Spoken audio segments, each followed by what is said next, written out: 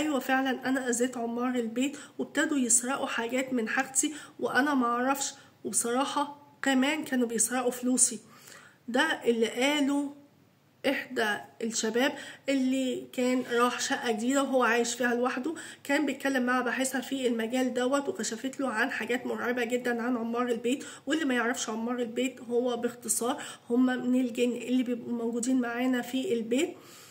وحظك وبختك يا ابو بخيت يطلع من عمار البيت طيب او يعني مش طيبين.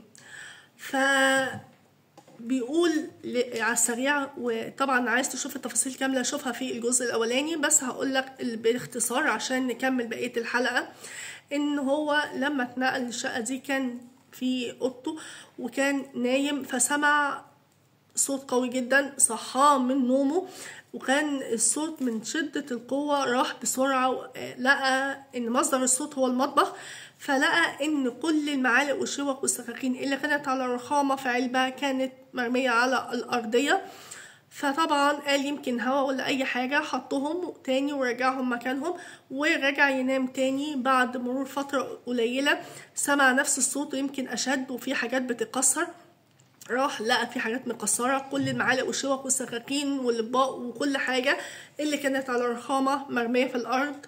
فطبعا قال لا في حاجة مش طبيعية في الموضوع. رجعها تاني بعديها بحاجة بسيطة، كان في سفرية فراح السفرية دي وكان مأمن على كل الشقة، يعني قافل كل الأبواب والشبابيك وفاصل الكهرباء وكل حاجة، حتى التلفزيونات وكل حاجة، وهو عداد كهرباء اللي هو بالكارت. فبيقول وهو كان فيه كتير يعني كان لسه شحنه وتمام وهو مقفل الدنيا. بيقول لما رجع من السفر وكده لقى شيء مرعب، لقى ان كل الشقة منورة، الشبابيك مفتحة، مفيش حد معاه مفتاحه غيره عشان محدش يقول حد دخل الشقة. الكهرباء منورة، العداد الكارت اللي كان شحنه خلاص، حتى التلفزيون شغال ومنور. كان مش لاقي اي تفسير لكل اللي كان بيحصل دوت، لحد ما اتكلم مع الباحثه دي وان هي قالت له انت اكيد اذيت عمار البيت لان هم اذوك بالمنظر دوت. وبما ان عمار البيت قال لها طب ازاي، قالت له عمار البيت ان هم ممكن يبقى متعودين على وضعيه معينه، فانت جيت بالعكس. يعني مثلا لو هم متعودين على الهدوء وانت جيت عملت دوشه فانت كده اذيتهم فبيأذوك وبيضايقوك.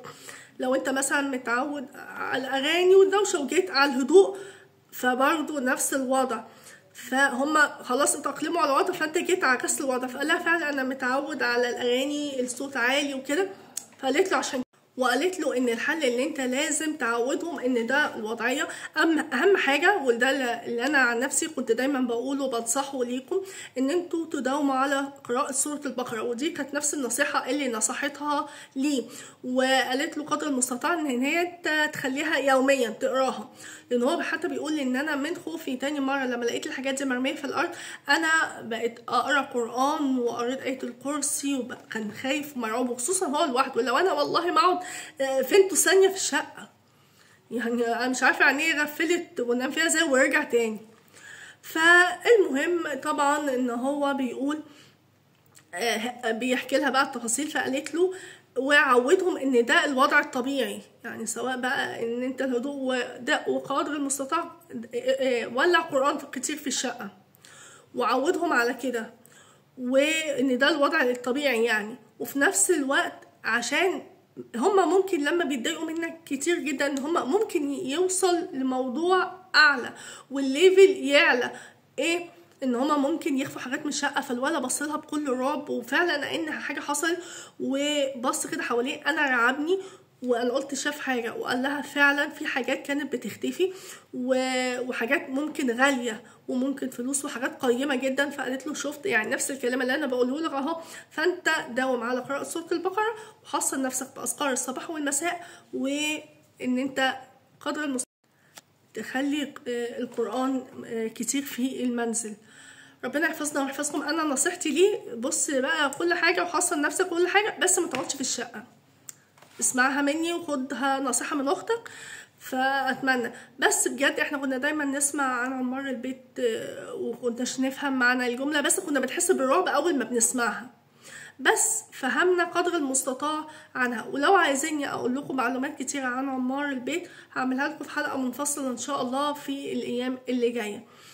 فانا عايزة اعرف ايه رأيكم في الموضوع دوت، وهنصحكم النصيحة اللي دايما بقولها لكم: قدر المستطاع يا جماعة مش هتاخد منكم وقت كبير، انتوا بتضيعوا يومكم في اكتر اوقات قدام الموبايل على حاجات تافهة.